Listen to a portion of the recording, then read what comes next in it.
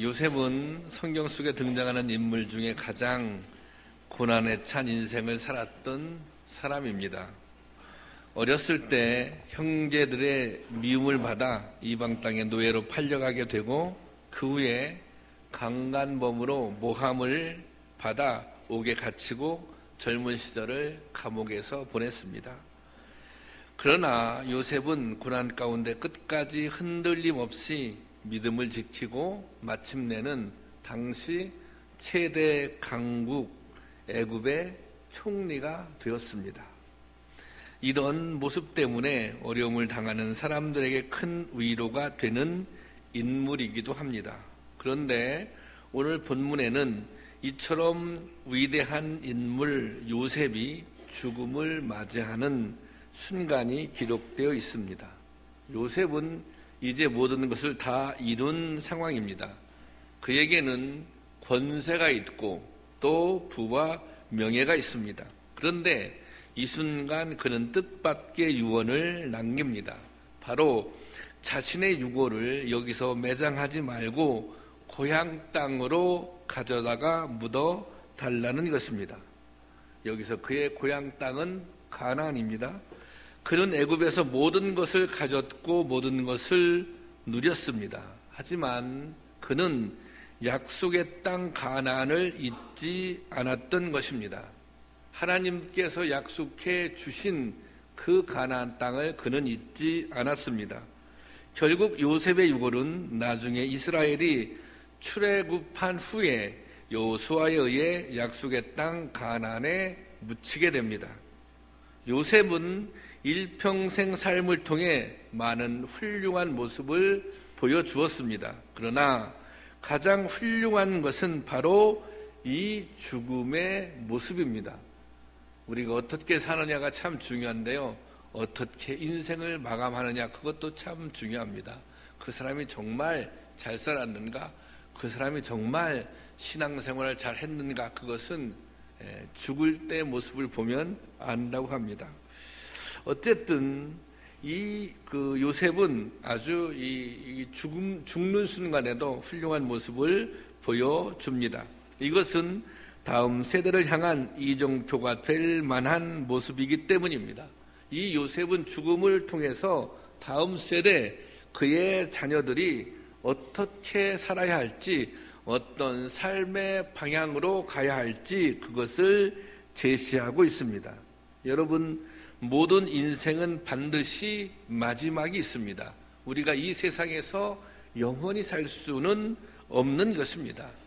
영원히 사는 인생은 없습니다. 오늘은 요셉의 삶을 통해 어떻게 살고 무엇을 남길 것인가 생각해보며 은혜를, 교훈을 받고자 합니다.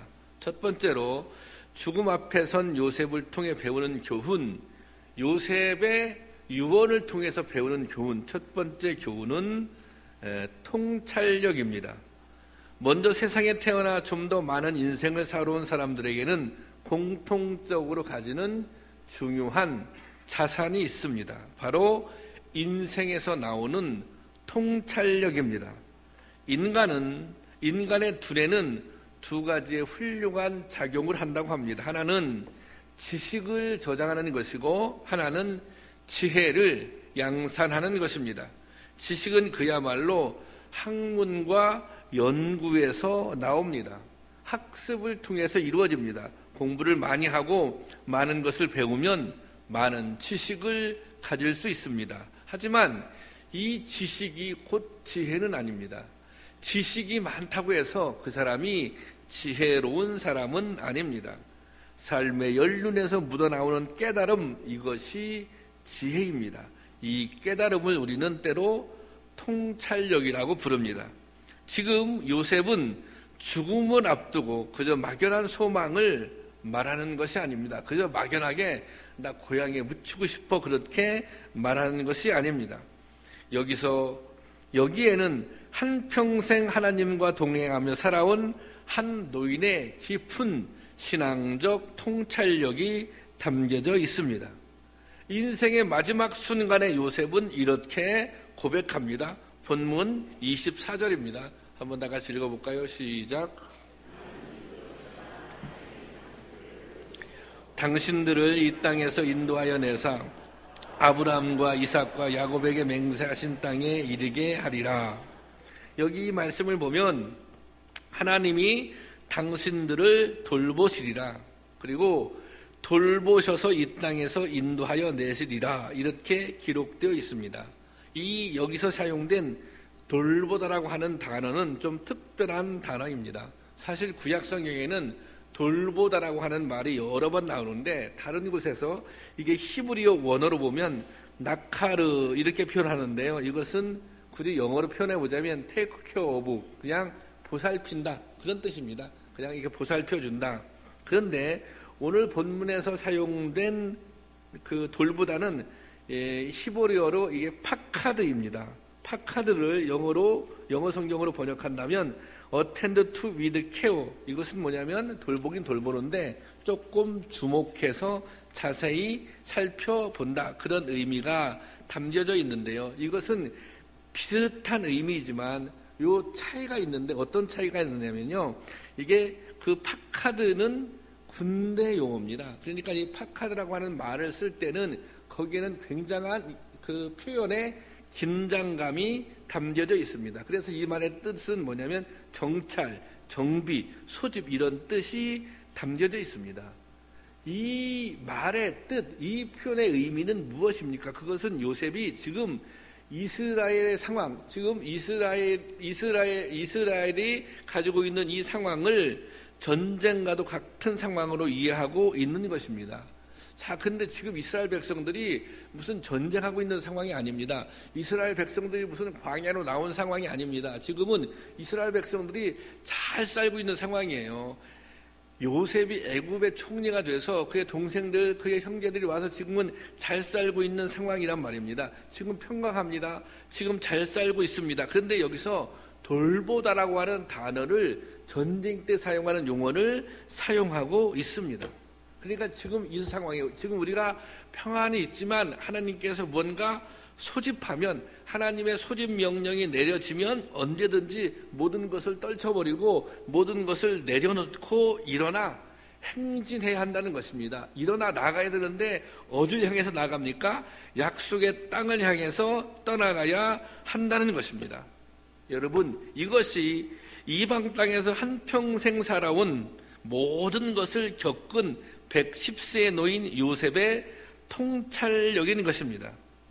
요셉이 그저 보통 아버지였다면 이렇게 했을 것입니다. 자신이 죽고 난 다음에 이 자녀들이 어떻게 하면 애굽 땅에서, 이 이방 땅에서 잘 살 수 있을까? 지금 올라간 만큼 올라갔는데 그 주의를 유지하며 어떻게 부귀영화를 잘 누리고 살 수 있을까? 그 방법, 그 인생의 처세술을 가르쳐 주었을 것입니다. 그런데 요셉은 그렇게 하지 않습니다.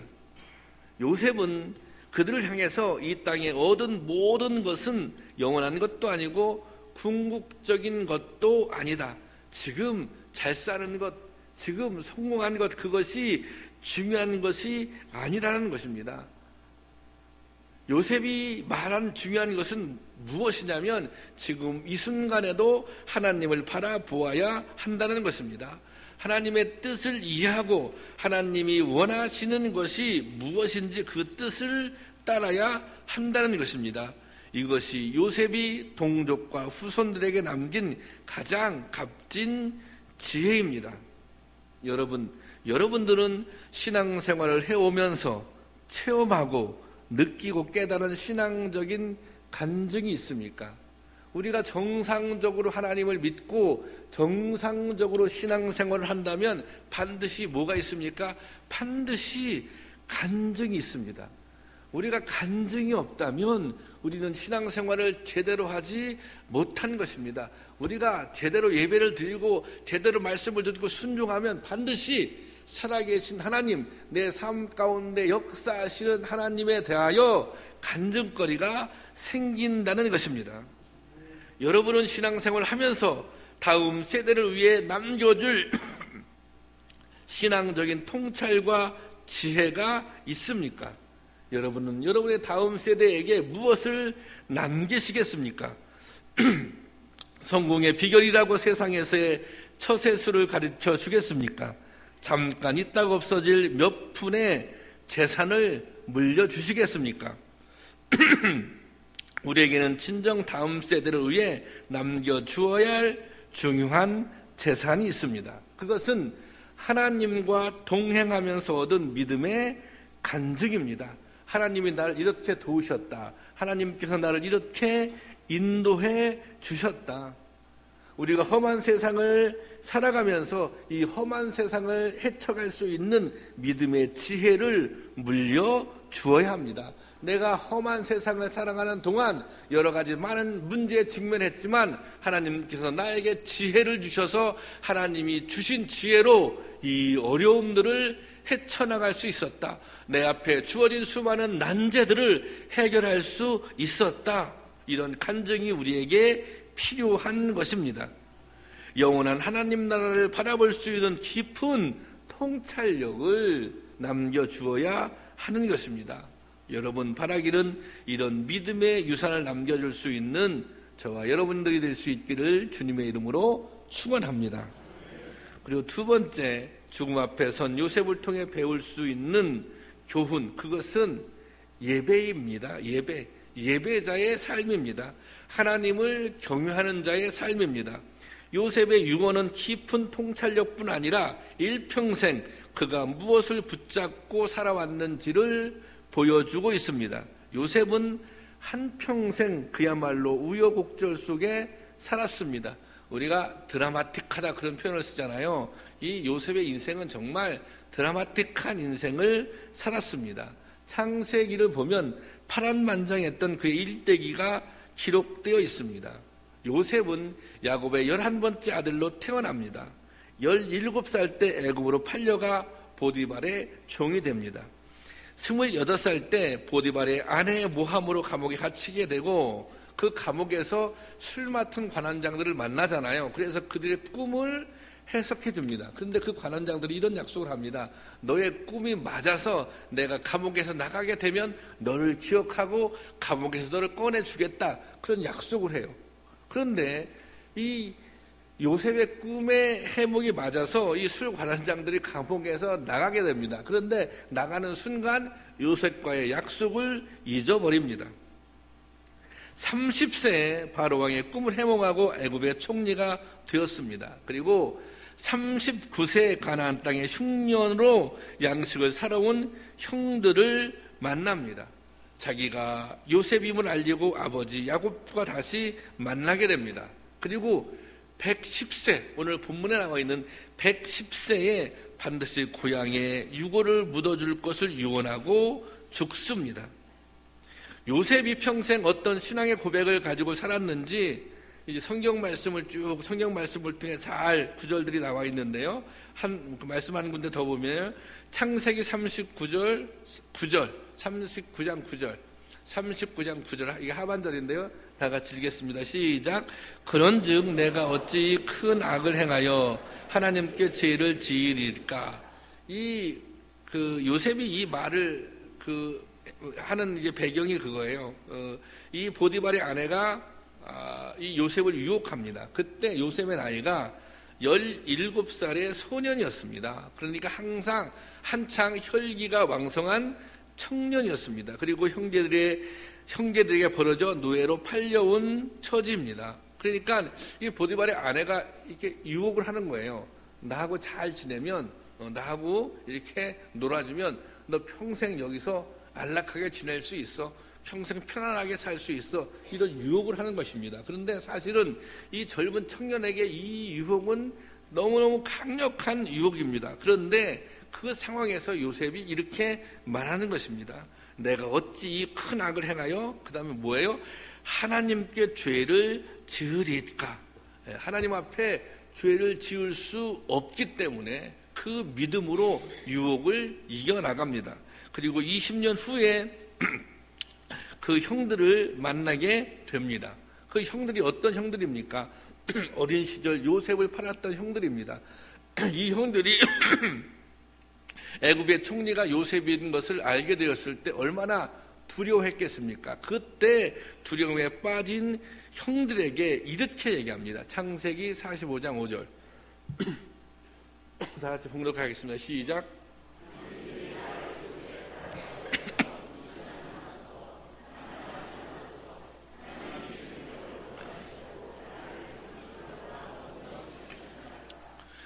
예, 얼마나 멋진 고백입니까? 지금 두려워하고 있는 형제들을 향해서 아이고 형들 염려하지 마, 근심하지 마, 한탄하지 마. 이거 형들이 나를 팔아서 내가 이곳에 오는 것이 아니라 하나님이 인도해 주셨어.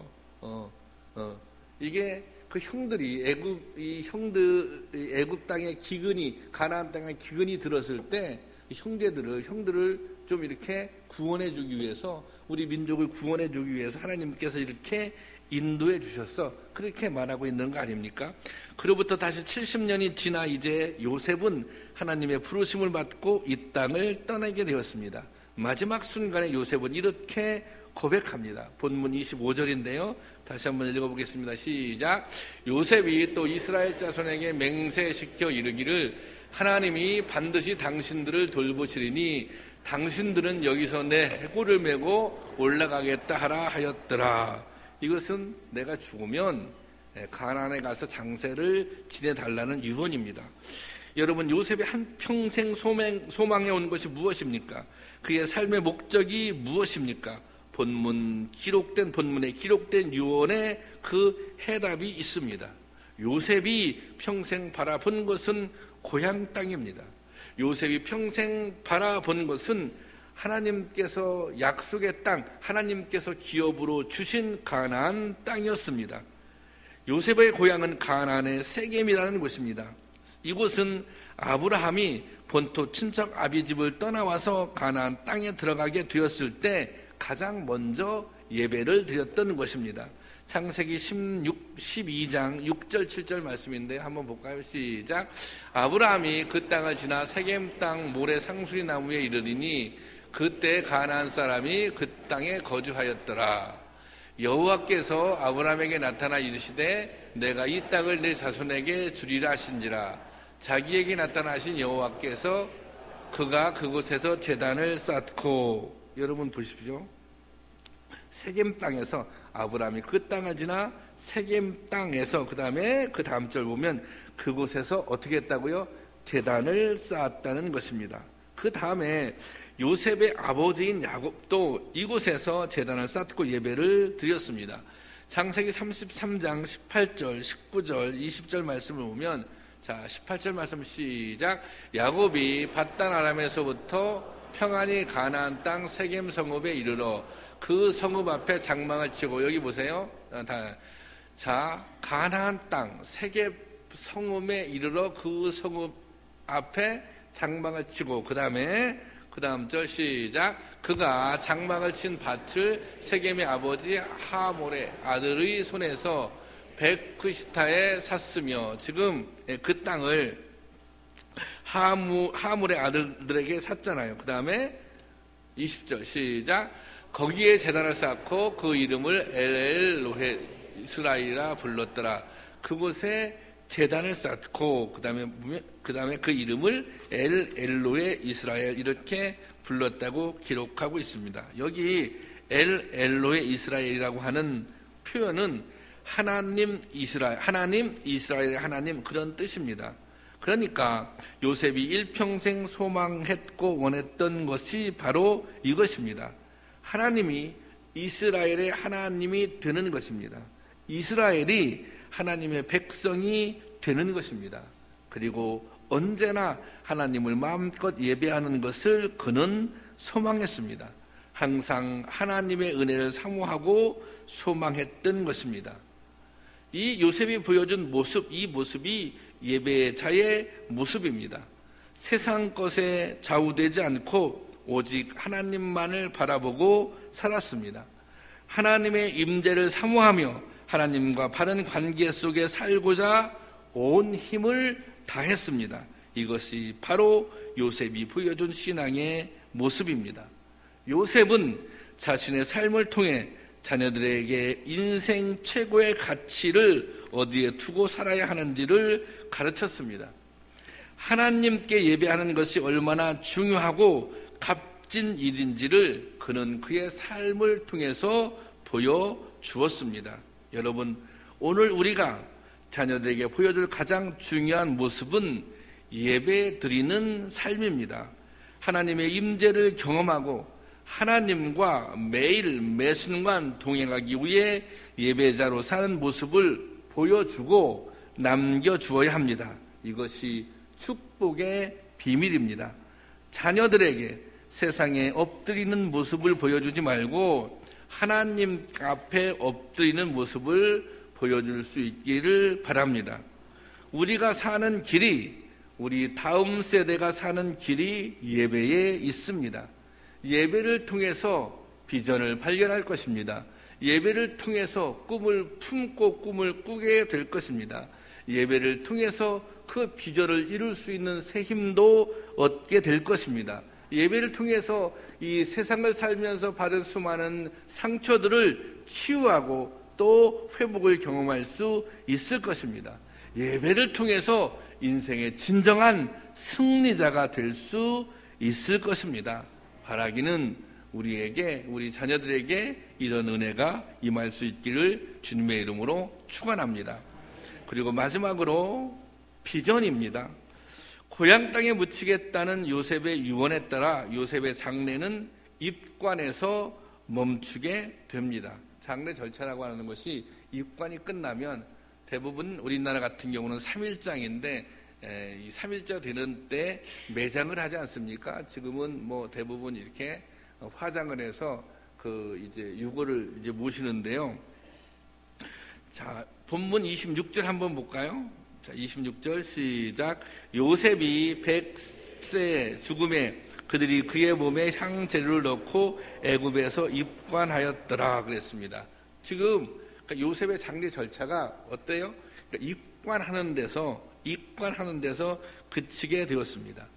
원래 이스라엘 장례문에는 우리나라와 비슷해서 비슷한데요. 그 이스라엘은 24시간 안에 이 모든 장례를 마쳐야 합니다. 신명기 21장 23절에 보면 그 시체를 나무 위에 밤새도록 두지 말고 그날에 장사하고, 다시 말하자면 율법에 의하면 이게 장사를 24시간 안에 치르는 거예요. 근데 그 시는 어떻게 한다고요? 그냥 매장하라는 것입니다. 성경에 보면 아브라함, 이삭, 야곱 모두가 이렇게 장사되었다고 기록되어 있습니다. 그런데 요셉의 장례는 입관하였더라. 그렇게 끝납니다. 입관하였더라. 왜 입관만 하고 끝났을까요? 그것은 요셉의 유언대로 이스라엘이 애굽을 떠나서 약속의 땅에 다시 돌아가게 되었을 때 그곳에 이 요셉의 유고를 묻어달라고 유언을 남겼기 때문입니다. 결국 요셉의 장례는 470년 만에 이루어집니다. 이스라엘이 430년 만에 애굽을 떠나게 되었습니다. 그리고 광야에서 40년 동안 광야 생활을 하게 됩니다. 그러니까 470년 후에 이 이스라엘이 가나안에 들어가게 된 것입니다. 그때서야 이 요셉의 장례를 완성하게 된 것입니다. 여호수아 24장 32절 말씀을 한번 볼까요? 시작.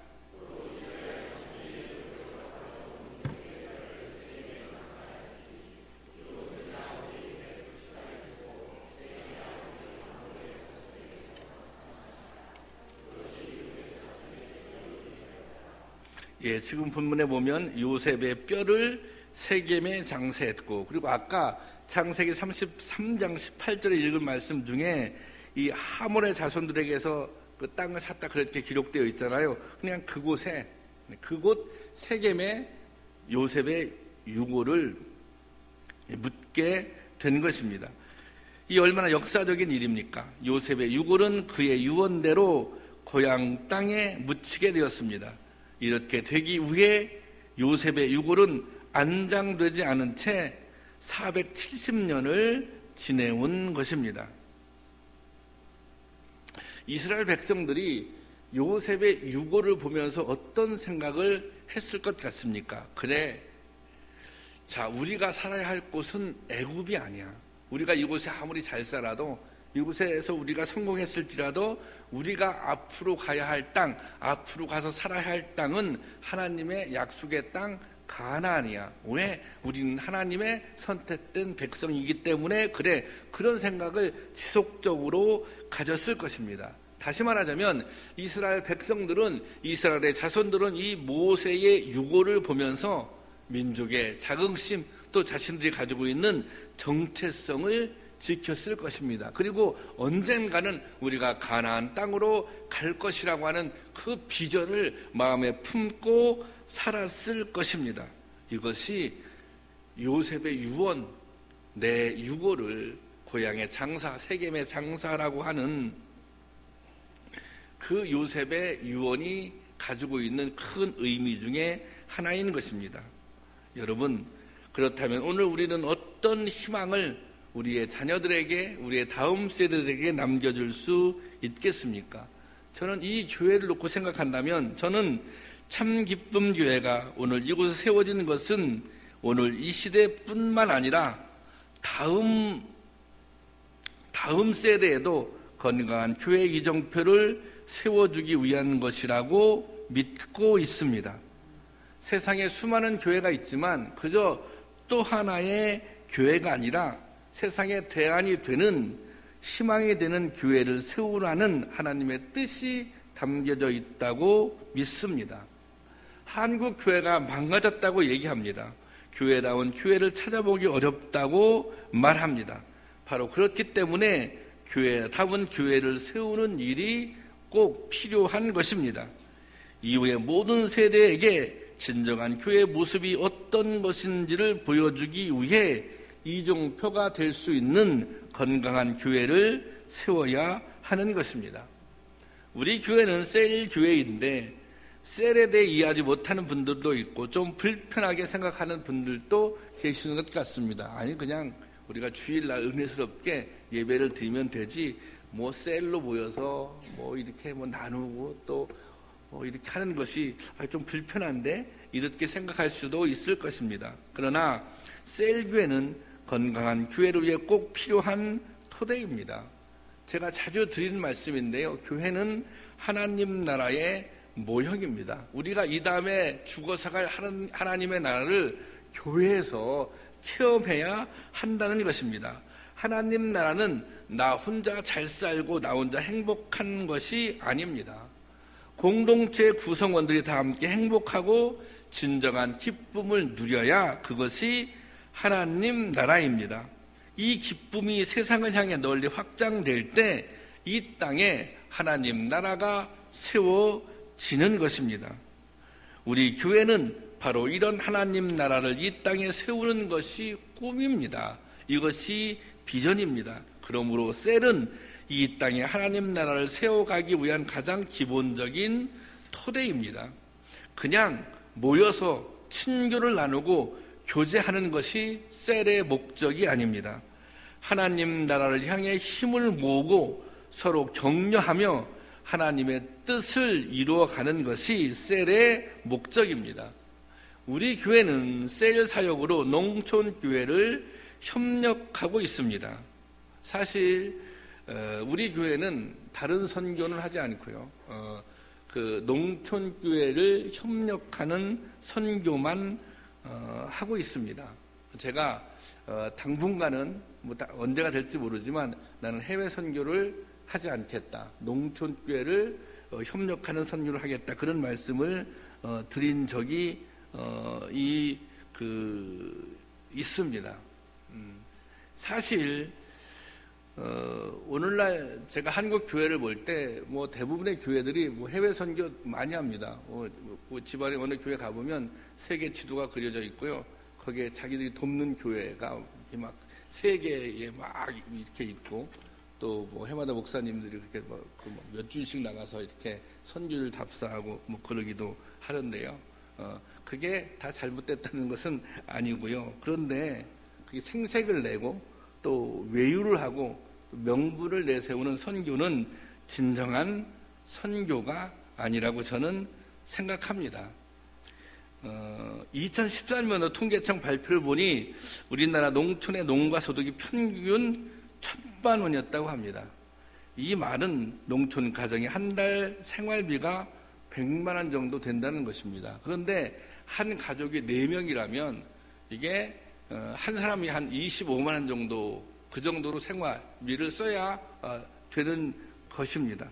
저도 농촌에서 목회를 한 적이 있는데요. 또 농촌교회가 대부분 연로하신 분들이거든요. 그러니까 사실은 이 농촌교회는 누군가 도와주지 않으면, 누군가 힘을 보태주지 않으면 존속될 수가 없는 것입니다. 그것이 오늘날 우리나라 농촌교회의 현실입니다. 그런데 사실 따지고 보면 이 농촌교회는 오늘 우리 그 도시교회를 놓고 볼 때 어머니 교회이기도 합니다. 왜냐하면 여기 계신 많은 분들 사실은 여기가 본교회에 있는 분들 거의 드뭅니다. 다 어린 시절 보면 농촌에서 신앙생활 하다가 대부분 이렇게 도시로 나와서 도시에서 신앙생활 하게 됐잖아요. 그걸 따지고 보면 그 농촌교회는 어떻게 보면 이 어머니 교회와도 같은 교회인 것이죠.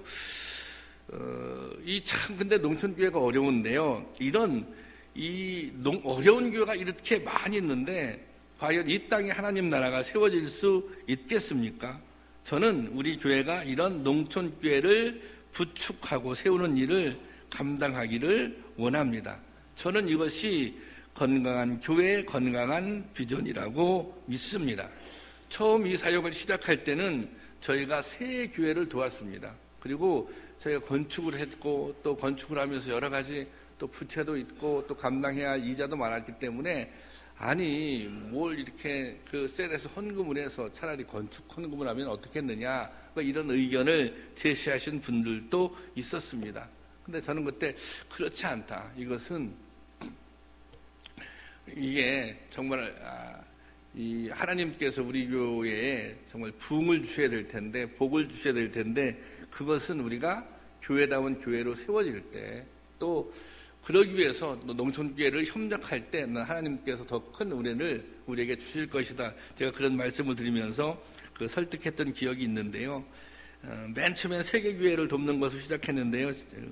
그때 기도하기를 이제 30명의 셀 레더가 세워지고 30개의 셀이 세워지고 한 30개 정도 교회를 농촌교회를 도와줬으면 좋겠다. 이제 그런 비전을 가지고 기도했습니다. 그때는 참 그것이 막연했었는데요. 지금 우리 교회는 현재 21개의 셀이 있습니다. 그리고 구체적으로 12개 농촌교회를 돕고 있고요. 지금 2개의 셀이 새로 신설됐는데 아마 그 셀까지 포함하면 14개 농촌교회를 돕고 있고요. 그래서 좀 농촌교회만 돕는 것이 좀 미안해서 이 교회, 이 지역에 참 어려운 교회들, 도시교회지만 어려운 교회들도 많이 있거든요. 그래서 올해는 2개 교회를, 비전교회라고 그러죠. 2개 교회를 저희 교회에서 협력하기로 했습니다. 그러니까 한 16개 정도를 저희가 돕고 있는 셈이죠. 저는 이런 생각을 갖습니다. 이런 믿음이 있습니다. 하나님의 뜻에 합당하기만 하면 하나님께서는 그 역사를 이루어 주신다는 것입니다. 참기쁨 교회가 이곳에 세워지고 봉헌을 하게 되었을 때 우리 교회 비전을 선포한 고백의 기도문이 하나 있습니다.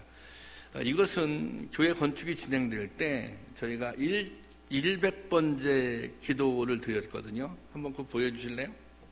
100번째. 이제 저게 이제 앞면이고요. 뒷면 보면 5가지 주제의 기도 제목이 있었습니다. 그걸 가지고 이제 100일 동안 100번에 걸쳐서 기도를 드렸는데요. 자, 이 기도를 이제 그 내용을 다시 간추려서 제가 입당할 때 이제 기도문을 다시 하나 썼습니다. 그런데 그래서 저희가 이제 그 새가족 양육할 때 맨 처음에 꼭 이 기도문을 같이 이제 읽는데요. 한번 이 시간에 한번 읽어보도록 하겠습니다.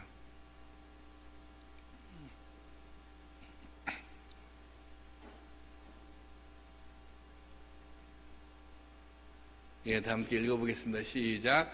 참기쁨 교회에 지나온 모든 날들이 주님의 은혜였음을 믿습니다. 오직 예수님만이 주인 되는 교회를 세우시려 이 교회를 세우심을 믿습니다. 그리고 그 뜻에 따라 온전히 순종함이 저희의 사명임을 믿습니다. 건강한 교회, 참된 본보기로 삼고자 참기쁨 교회를 세우고 새 예배당을 짓게 하신 주님, 그 어떤 것에도 물들지 않았던 처음 교회의 모습이 저희 공동체를 통해 이 교회에 이루어지심 믿습니다. 주님, 이곳에 건강한 교회를 갈망하는 이들이 어떤 제약이나 조건에 무이기를 꿈꿉니다. 이곳이 마음껏 찬양하고 봉사하고 헌신하고 교제하는 거룩한 장소가 되기를 꿈꿉니다. 이제 저희는 이 교회를 기반 삼아 세상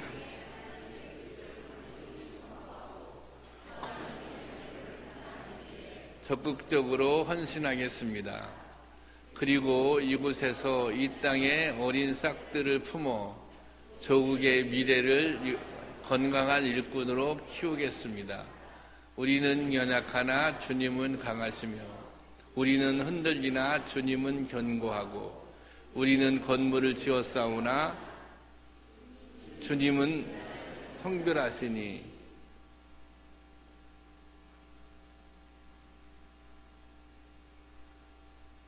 온전한 영광, 또 온전한 찬양,